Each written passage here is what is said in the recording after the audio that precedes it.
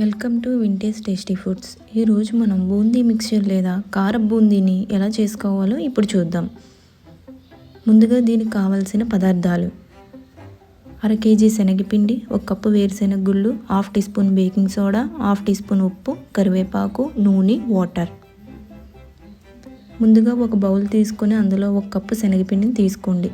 ఇందులో పావు tea spoon salt, పావు టీ స్పూన్ బేకింగ్ సోడా వేసుకోండి. ఇప్పుడు ఇందులో వాటర్ని కొద్దిగా యాడ్ చేసుకుంటూ ఉండలు లేకుండా బాగా మిక్స్ చేసుకోవాలి. ఒకేసారి వాటర్ని ఎక్కువగా యాడ్ చేయకుండా కొంచెం యాడ్ చేసుకుంటూ ఉండడం వల్ల పిండి కన్సిస్టెన్సీ పలుచగా కాకుండా ఉంటుంది. ఇందులో నేను పావు కప్పు రైస్ ఫ్లోర్ తీసుకున్నానండి. ఇది పూర్తిగా ఆప్షనల్. మీకు కావాలంటే వేసుకోవచ్చు, లేకపోతే స్కిప్ చేసేయండి. రైస్ ఫ్లోర్ వేసుకుంటే బూందీ చాలా క్రిస్పీగా వస్తుంది. బూందీ బ్యాటర్ని ఈ వీడియోలో చూపించినట్లుగా ఈ కన్సిస్టెన్సీలో కలుపుకుంటే బూందీ చక్కగా పొంగుతుంది. ఇప్పుడు స్టవ్ వెలిగించుకొని పాన్ పెట్టుకొని ఆయిల్ హీట్ చేసుకోవాలండి. ఆయిల్ బాగా వేడెక్కిన తర్వాత వేరుశెనగ గుళ్ళు వేసుకొని బాగా ఫ్రై చేసుకోవాలి. ఇవి బాగా ఫ్రై అయిన తర్వాత వీటిని తీసుకొని పక్కకు పెట్టుకోవాలి.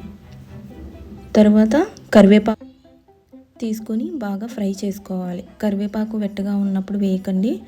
కరివేపాకు బాగా డ్రై అయిన తర్వాత వేసుకొని బాగా ఫ్రై చేసుకోవాలి. ఇప్పుడు వీటిని పక్క తీసుకొని పెట్టుకుందాం. నెక్స్ట్ బూందీ బ్యాటర్ని ఇలా కొంచెం వేసుకుంటే మనకి పాన్లో చిన్నగా వస్తుందండి. చక్కగా ఇది కూడా బాగా ఫ్రై అయిన తర్వాత వీటిని కూడా తీసుకొని పక్కకు పెట్టుకోవాలి. ఈ విధంగా బూందీని వేసుకొని మనం బూందీ అంతటిని ఒక బౌల్లో తీసుకొని ఇప్పుడు ముందుగా మనం తీసి పెట్టుకున్న వేరుశెనగ గుళ్ళు, కరివేపాకు, ఉప్పు, కారం వీటినన్నిటినీ వేసుకొని బాగా కలుపుకోవాలి. బూందీ వేడిగా ఉన్నప్పుడే వీటినన్నిటినీ వేసుకొని బాగా కలుపుకోండి.